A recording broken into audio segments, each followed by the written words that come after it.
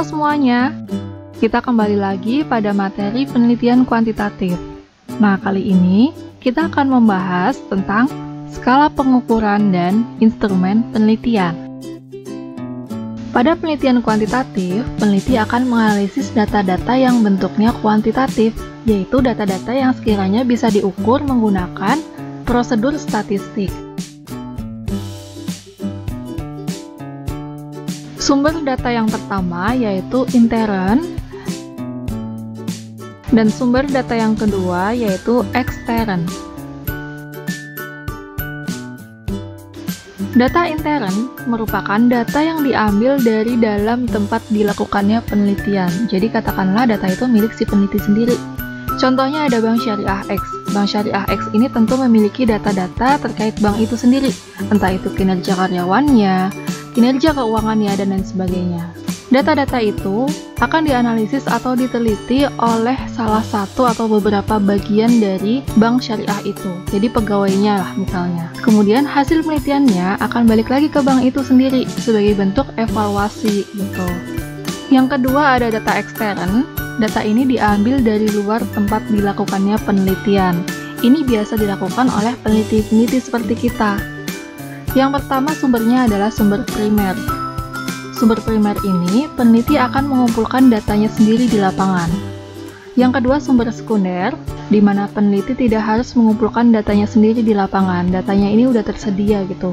Bisa diakses dari website-website Bank Indonesia, BPS, OJK, atau web resmi lainnya seperti ID Investing.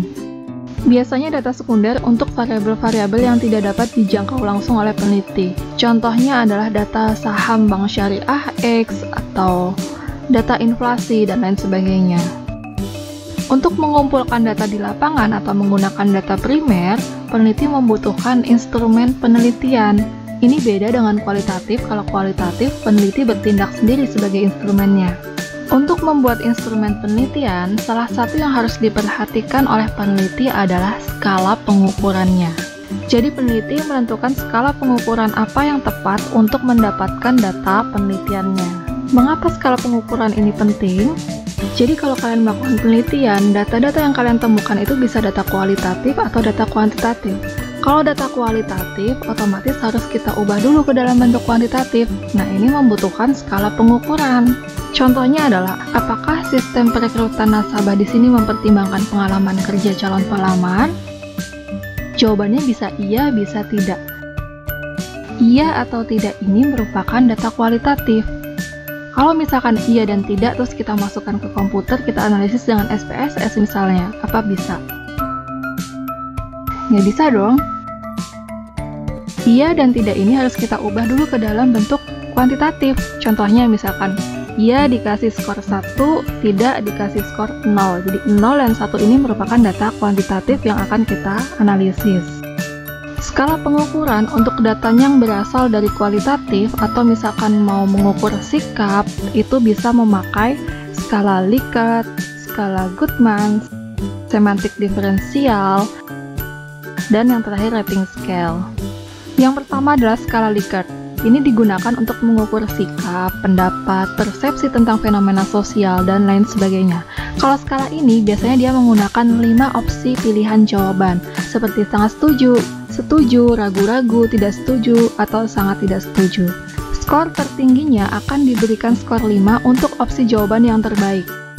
Di sini saya punya contoh yang bentuknya checklist. Kalau bentuknya checklist itu nanti dibuat pernyataan, bukan pertanyaan. Produk murabahah pada Bank Syariah XX memberikan kemudahan bertransaksi. Jawaban yang paling baik adalah yang sangat setuju, makanya sangat setuju diberi skor 5. Dan sangat tidak setuju diberi skor 1.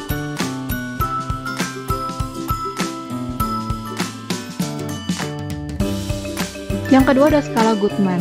Skala Goodman ini biasanya untuk menjawab pertanyaan dengan tegas.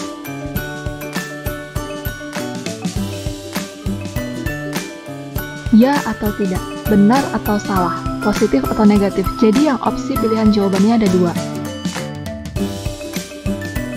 Contoh, apakah pegawai bank syariah mampu menjawab semua pertanyaan yang diajukan nasabah? Ini kan bentuknya pilihan ganda. Kalau pilihan ganda dibuat pertanyaan, bukan pernyataan. Ya atau tidak? Jawaban yang paling baik apa? Yang iya kan? Kalau yang paling baik iya, maka ia dikasih skor 1.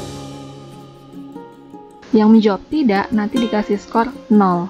Begitu sebaliknya, kalau jawaban tidak yang paling baik, berarti tidak yang dikasih skor 1. Yang ketiga ada semantik diferensial. Nah, ini bentuknya tersusun dalam satu garis kontinu. Paling kiri sangat negatif, paling kanan sangat positif. Bisa sebaliknya. Contoh, di sini ada satu pertanyaan, tapi opsinya ada banyak.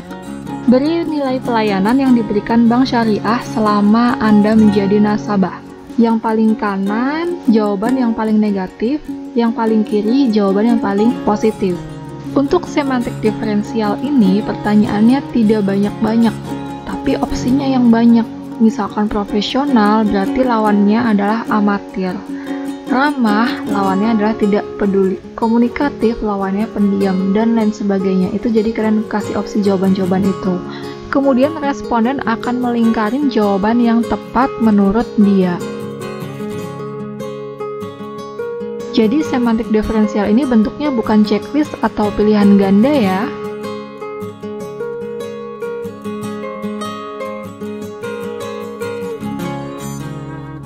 Yang terakhir ada rating scale. Untuk skala ini, responden menjawab salah satu dari pilihan jawaban kuantitatif yang disediakan oleh peneliti. Kemudian, peneliti juga harus mengartikan setiap angka-angka pada alternatif jawabannya. Contoh, kesiapan dalam merespon permintaan nasabah ini bentuknya checklist, berarti dibuat pernyataan. Interval jawabannya 1-10, jadi kalau rating scale ini ada rentang interval jawabannya. Nanti diartikan, contoh yang skornya 1 artinya kesiapannya sangat buruk. Nasabah nunggu begitu lama tanpa respon pelayanan. Kemudian yang skornya 10, kesiapan sangat baik, respon pelayanan cepat dan tepat. Nah, nanti peneliti itu mengartikan setiap opsi-opsi jawabannya dari 1-10 ini maknanya apa sih masing-masingnya gitu. Nah, itu tadi pembahasan tentang skala pengukuran, khususnya untuk yang skala sikap. Apabila data yang kalian kumpulkan ini bentuknya akan kualitatif, makanya dibuat skala pengukuran supaya data kualitatifnya diubah ke kuantitatif. Kalau data yang kalian kumpulkan bentuknya udah kuantitatif, maka kalian bisa menggunakan skala nominal, skala ordinal, skala interval, atau skala rasio seperti yang dijelaskan pada statistika dasar. Semua skala pengukuran ini ditujukan untuk mendapatkan data-data kuantitatif karena kita membutuhkan data kuantitatif untuk analisis dengan prosedur statistik. Itu tadi yang bisa saya sampaikan tentang skala pengukuran dan instrumen penelitian. Untuk video selanjutnya, kita akan mempelajari bagaimana membuat instrumen penelitian. Terima kasih yang sudah menyimak videonya. Sampai jumpa!